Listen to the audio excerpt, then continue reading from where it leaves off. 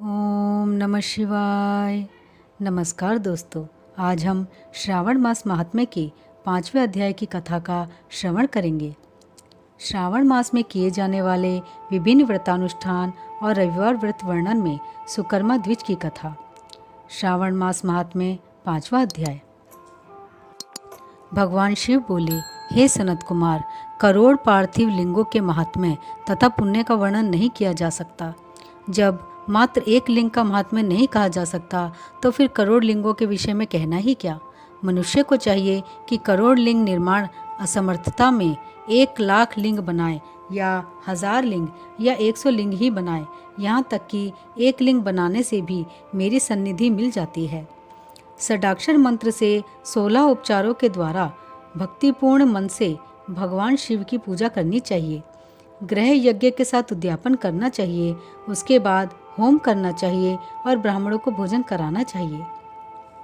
हे सनत कुमार, इस अनुष्ठान को करने वाले की अकाल मृत्यु नहीं होती। यह व्रत बांझपन को दूर करने वाला, सभी विपत्तियों का नाश करने वाला तथा सभी संपत्तियों की वृद्धि करने वाला है। मृत्यु के पश्चात वह मनुष्य कल्प पर्यंत मेरे समीप कैलाशवास करता है। जो मनुष्य श्रावण मास में पंचामृत से शिवजी का अभिषेक करता है, वह सदा पंचामृत का पान करने वाला, गोधन से संपन्न, अत्यंत मधुर भाषण करने वाला तथा त्रिपुर के शत्रु भगवान शिव को प्रिय होता है। जो इस मास में अनोदान व्रत करने वाला तथा हविष्यान ग्रहण करने वाला होता है, वह व्रीहि आदि सभी प्रकार के धान्यों का अक्षय निधि स्वरूप हो जाता है। पत्तल पर भोजन करने वाला श्रेष्ठ मनुष्य सुवर्ण पात्र में भोजन करने वाला तथा शाक को त्याग करने से शाक कर्ता हो जाता है। श्रावण मास में केवल भूमि पर सोने वाला कैलाश में निवास करता है। इस मास में एक भी दिन प्रातः स्नान करने से मनुष्य को 1 वर्ष स्नान करने के फल का भागी कहा गया है। इस मास में जितेंद्रिय होने से इंद्रिय बल प्राप्त होता है। इस मास में स्फटिक, पाषाण, मृत्तिका, मरकतमणि, पिष्ट, धातु, चंदन, नवनीत आदि से निर्मित अथवा अन्य किसी भी शिवलिंग में, साथ ही किसी स्वयं आविर्भूत न हुए लिंग में श्रेष्ठ पूजा करने वाला मनुष्य सैकड़ों ब्रह्महत्या को भस्म कर डालता है। किसी तीर्थ क्षेत्र में सूर्य ग्रहण या चंद्र ग्रहण के अवसर पर 1,00,000 जप से जो सिद्धि होती है, वह इस मास में एक बार के जप से ही हो जाती है। अन्य समय में जो 1000 नमस्कार और प्रदक्षिणाएं की जाती है, उनका जो फल होता है वह इस मास में एक बार करने से ही प्राप्त हो जाता है। मुझको प्रिय श्रावण मास में वेद पारायण करने पर भी सभी वेद मंत्रों की पूर्ण रूप से सिद्धि हो जाती है। श्रद्धायुक्त होकर इस मास में 1000 बार पुरुष सूक्त का पाठ करना चाहिए अथवा कलयुग में उसका 4 गुना पाठ करना चाहिए अथवा वर्ण संख्या का 100 गुना पाठ करना चाहिए अथवा वह करने में असमर्थ हो तो आलस्यहीन होकर मात्र 100 पाठ करने चाहिए। ऐसा करने वाला मनुष्य ब्रह्महत्या आदि पापों से मुक्त हो जाता है, इसमें कोई संदेह नहीं है। गुरुपत्नी के साथ संसर्गजन्य पाप के लिए यही महान प्रायश्चित है। इसके समान पुण्यप्रद, पवित्र तथा पाप नाशक कुछ भी नहीं है। पुरुष सूक्त के जप के बिना इस मास में एक भी दिन व्यतीत नहीं करना चाहिए। जो मनुष्य इस फल को अर्थवाद कहता है, वह नरकगामी होता है। इस महीने में समिधा, चारू, तिल और घृत से ग्रह यज्ञ होम करना चाहिए। शिव के रूपों का भली भांति ध्यान आदि करके धूप, गंध, पुष्प, नैवेद्य आदि से पूजन करना चाहिए और अपने सामर्थ्य के अनुसार कोटि होम, लक्ष्य होम अथवा 10 सहस्र होम करना चाहिए। व्याहृतियों ओम भू, ओम भुव, ओम स्वः के साथ तिलों के द्वारा भी यह ग्रह यज्ञ नामक होम किया जाता है। हे सनत कुमार, इसके बाद अब मैं वारों के व्रतों का वर्णन करूंगा, आप सुनिए। हे अनघ, उनमें सर्वप्रथम मैं आपको रविवार का व्रत बताऊंगा। इस संबंध में लोग एक प्राचीन इतिहास को कहते हैं। प्रतिष्ठानपुर में सुकर्मा नामक एक द्विज था। वह दरिद्र, कृपण तथा भिक्षावृत्ति में लगा रहता था। एक बार वह धान मांगने के लिए घूमते घूमते नगर में गया। उसने किसी एक गृहस्थ के घर में मिलकर रविवार का उत्तम व्रत करती हुई स्त्रियों को देखा। तब उसे देखकर वे स्त्रियां परस्पर कहने लगी, कि इस पूजा की विधि को शीघ्रतापूर्वक छिपा लो। इस पर वह विप्र उन स्त्रियों से बोला, हे श्रेष्ठ स्त्रियों, आप लोग इस व्रत को क्यों छिपा रही हैं? समान चित्त वाले सज्जनों के लिए परमार्थ ही स्वार्थ है।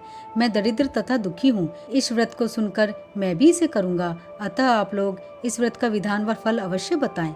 स्त्रियां बोली, हे द्विज, इस व्रत को करने में आप उन्माद तथा प्रमाद करेंगे, अथवा भूल जाएंगे, अथवा इसके प्रति अभक्ति या नास्ता रखने लगेंगे, अतः आपको यह व्रत कैसे बताऊं? उनकी यह बात सुनकर उनमें जो प्रौढ़ा स्त्री थी वह उस ब्राह्मण से व्रत तथा व्रत की विधि बताने लगी। हे ब्राह्मण, श्रावण मास के शुक्ल पक्ष के प्रथम रविवार को मौन होकर उठ करके शीतल जल से स्नान करें। उसके बाद अपना नित्य कर्म संपन्न करके पान के एक शुभ दल पर रक्त चंदन से सूर्य के समान पूर्ण गोलाकार 12 परिधियों वाला सुंदर मंडल बनाएं। उस मंडल में रक्त चंदन से संज्ञा सहित सूर्य का पूजन करें। उसके बाद घुटनों के बल भूमि पर झुककर 12 मंडलों पर अलग अलग रक्त चंदन तथा जपा कुसुम से मिश्रित अर्घ्य श्रद्धा भक्ति पूर्वक सूर्य को विधिवत प्रदान करें और लाल अक्षत, जपा कुसुम तथा अन्य उपचारों से पूजन करें। उसके बाद मिश्री से युक्त नारिकेल के बीज का नैवेद्य अर्पित करके आदित्य मंत्रों से सूर्य की स्तुति करें और श्रेष्ठ 12 मंत्रों से 12 नमस्कार तथा प्रदक्षिणाएं करें। उसके बाद 6 तंतुओं से बनाए गए सूत्र में 6 ग्रंथियां बनाकर देवेश सूर्य को अर्पण करके उसे अपने गले में बांधें और पुनः 12 फलों से युक्त वायन ब्राह्मण को प्रदान करें। इस व्रत की विधि को किसी के सामने नहीं सुनाना चाहिए। हे विप्र, इस विधि से व्रत के किए जाने पर धनहीन व्यक्ति धन प्राप्त करता है, पुत्रहीन पुत्र प्राप्त करता है, कोढ़ी कोढ़ से मुक्त हो जाता है, बंधन में पड़ा व्यक्ति बंधन से छूट जाता है, रोगी व्यक्ति रोग से मुक्त हो जाता है। हे विपेंद्र, अधिक कहने से क्या प्रयोजन? साधक जिस जिस अभीष्ट की कामना करता है वह इस व्रत के प्रभाव से उसे मिल जाता है। इस प्रकार श्रावण के 4 रविवारों और कभी कभी 5 रविवारों में इस व्रत को करना चाहिए। इसके बाद व्रत की संपूर्णता के लिए उद्यापन करना चाहिए। हे विपेंद्र, आप भी इसी प्रकार करें, इससे आपकी सभी कामनाओं की सिद्धि हो जाएगी। उसके बाद उन पतिव्रताओं को नमस्कार करके वह ब्राह्मण अपने घर आ गया।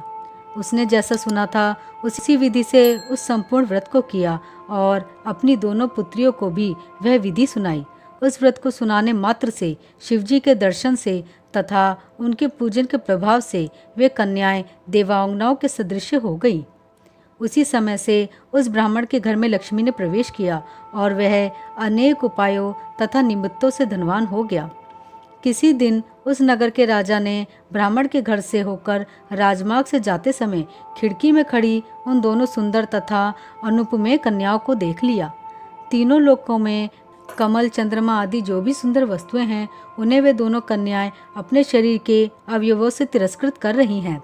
उन्हें देखकर राजा मोहित हो गए और क्षण भर के लिए वहीं खड़े हो गए। ब्राह्मण को शीघ्र बुलाकर उन्होंने दोनों कन्याओं को मांग लिया। तब उस ब्राह्मण ने भी हर्षित होकर दोनों कन्याएं राजा को प्रदान कर दी।